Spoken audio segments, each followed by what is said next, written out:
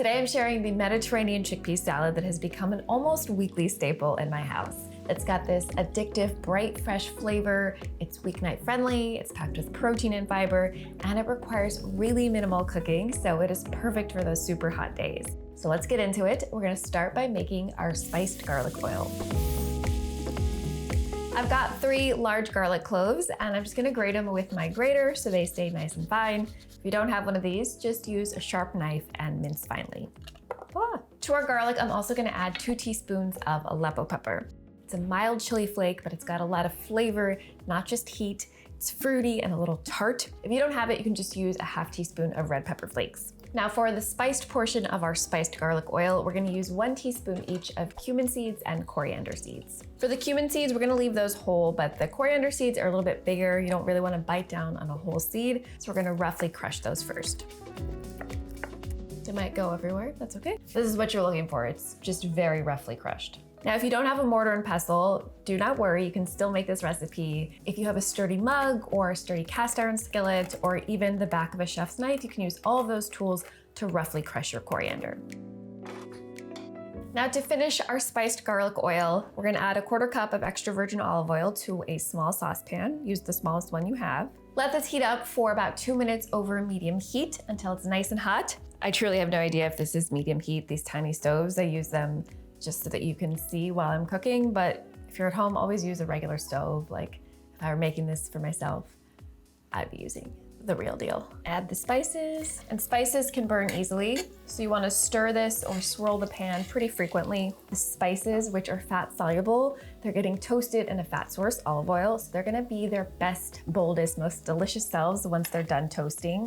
Also, the oil is gonna get infused with the flavor of the spices, and that's gonna go in the dressing for the chickpea salad. So you get this like mutual symbiosis, if that's the word. I remember from like middle school science. After about 2 to 3 minutes, this should smell really nutty and delicious, and the spices should be a few shades darker.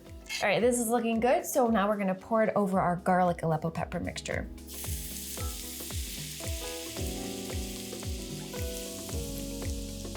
So just stir that so the garlic gets really well coated in the oil. It smells incredible, and now we have this super flavorful base for our chickpeas. The only problem is I chose a bowl that was a little too small, so when you're making this at home, use a slightly bigger bowl than I did. This is 2 cans of chickpeas that I've drained and rinsed, and we're gonna pour this delicious spiced garlic oil on top. Every vinaigrette-style dressing needs a source of fat and a source of acid. We've got the fat covered, and now we're gonna layer in a few sources of acidity. First up, we have fresh lemons. I'm gonna add 2 tablespoons of lemon juice to our chickpeas. I don't think it'll fit in my juicer, it's so fat. This is very difficult. So juicy. It's like a waterfall of lemon juice. Next, we have preserved lemons, which are essentially just lemons that have been fermented in their own lemon juice and salt. They have a super unique flavor that's lemony and tart, but also umami forward. And we're gonna take off the peel and mince that up. I want a tablespoon worth of that. Now, if you don't have access to preserved lemons or don't wanna buy them, totally fine. You can just use the zest of a lemon, a large lemon, about 1 tablespoon worth of the zest, and then go ahead and juice it. Oh, and if you wanna make these yourself at home, I've got a whole video on YouTube on how to make preserved lemons. And our last source of acidity is sumac. This is a lovely Middle Eastern spice that adds this almost mouth-puckering tartness, but also like a fruitiness. It's absolutely delicious. We're gonna add a full tablespoon of that. But again, if you don't have access to this or don't wanna buy it, you can just use a little more lemon juice or lemon zest to taste. Let's mix this all up. We're basically just folding in layers of these beautiful Middle Eastern flavors. It's gonna be so good. And we can't forget the salt. Again, chickpeas are dense. They need quite a bit of seasoning to taste really good, and a little black pepper. We're just gonna marinate these while we prep everything else for the recipe, but you could also make this recipe, put it in the fridge overnight, and then finish it for dinner the next day. It'll just deepen the flavors in the chickpeas even more.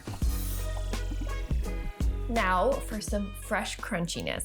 I'm gonna thinly slice some red onion here, and you want a heaping cup or about 100 grams of thinly sliced onion. Raw onions in a salad can be a little overwhelming, a little too strong, so I like to soak my onions in ice water just for 10 minutes or however long it takes to prep everything else, so you get that nice crisp crunch without like that stinky onion breath at the end. And I've got these cute little Persian cucumbers. You can find these at a lot of grocery stores these days, but if not, you can use a small or medium English cucumber instead. And we're just gonna dice these up. These are gonna add so much fun crunch to our salad, nice contrast to the creamy and chewy chickpeas. I really want this chickpea salad to be super fresh and summery and bright. So we're gonna fold in fresh mint and parsley. If you can only use one, let it be the mint. It really, really complements all the delicious Middle Eastern flavors in this recipe. You can also just use your hands to tear them apart, but I wanna have a really beautiful, elegant presentation. I'm gonna drain these onions and then we'll get started on assembling our salad.